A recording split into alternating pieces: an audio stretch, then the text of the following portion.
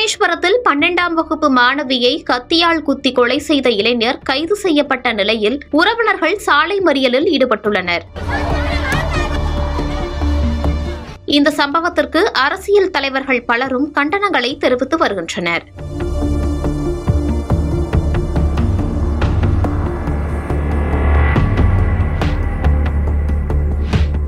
மாணவி காதலிக்க மறுத்ததால் ஆத்திரமடைந்த இளைஞர் முனியராஜ் தனது கையில் வைத்திருந்த கத்தியால் குத்தியுள்ளார். இதில் சம்பவ இடத்திலேயே மாணவி உயிரிழந்தார். இதுகுறித்து தகவலறிந்த ராமேஸ்வரம் துறைமுக காவல் நிலைய போலீசார் தப்பியோடிய முனியராஜை கைது செய்து விசாரணை நடத்தி வருகின்றனர். இந்த சம்பவம் பெரும் அதிர்ச்சியை ஏற்படுத்திய நிலையில் காவல் நிலையத்தை முற்றுகையிட்டு உறவினர்கள் போராட்டம் நடத்தி வருகின்றனர்.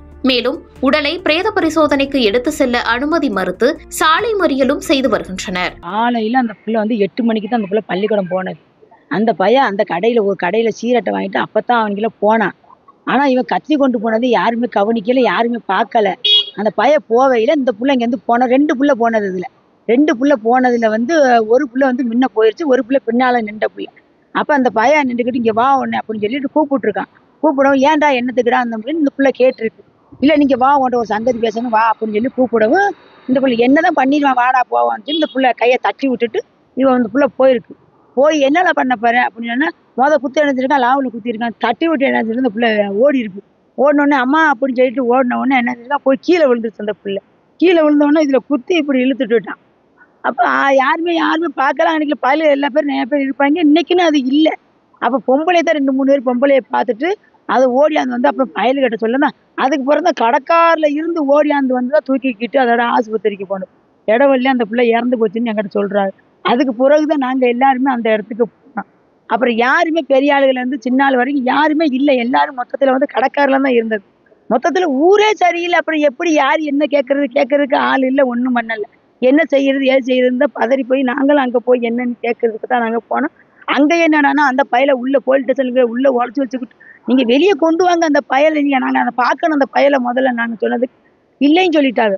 அப்ப நீங்க அப்படி சந்தேகப்பட்டு நீங்க இல்லைன்னு சொல்லல, நான் உள்ள போய் பாக்குறேன்னு சொல்லி நான் தான் உள்ள போலீஸ் ஸ்டேஷனுக்கு உள்ள போய் பாக்குறேன்.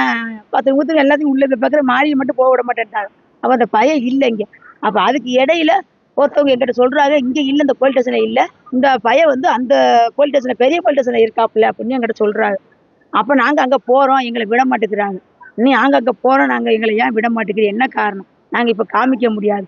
அப்ப கொலை பண்றவங்களுக்கு பாதுகாப்பு கொடுக்குறீங்க, செத்தவங்களுக்கு பாதுகாப்பு கொடுக்க மாட்டேங்கிறீங்க. இது என்ன நியாயம், என்ன நீதி? எதுக்காக அந்த ஊர் இருக்கு, எதுக்காக அந்த கட்சி இருக்கு, எதுக்காக ஓட்டு கேட்க வராங்க, எதுக்காக அந்த ஊருக்குள்ள வராங்க, என்ன பண்றாங்க?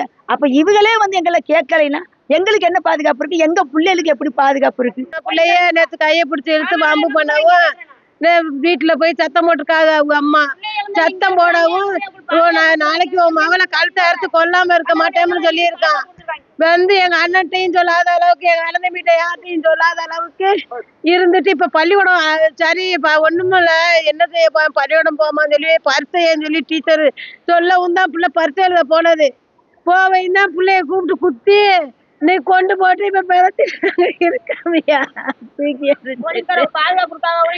போலீஸ்காரங்க உள்ள வச்சுக்கிட்ட நீங்க நாங்க ஆஜராயிட்டோம், அதனால நாங்க உங்கள்கிட்ட தர முடியாது அப்படிங்கிறாங்க. அவனா போய் ஆஜரானதுக்கு அவங்க பிடிச்சிருக்காங்களாம், அவங்க பாதுகாப்புல இருக்காங்களாம், அதனால அவங்க விட மாட்டாங்களாம் போலீஸ்காரங்க சொல்றாங்க. இந்த அவனுக்கு கொலை பண்ணவனுக்கு பாதுகாப்பு கொடுக்காத போட்டு இந்த வண்டி கிடக்கு, வாசம் கிடக்கு, அங்க வீட்டுல போலீஸ் கிடக்குதான். இப்ப எங்க பிள்ளைய பறி கொடுத்துருக்கோமா, எங்க பிள்ளைக்கு என்ன இருக்கு சொல்லுங்கய்யா?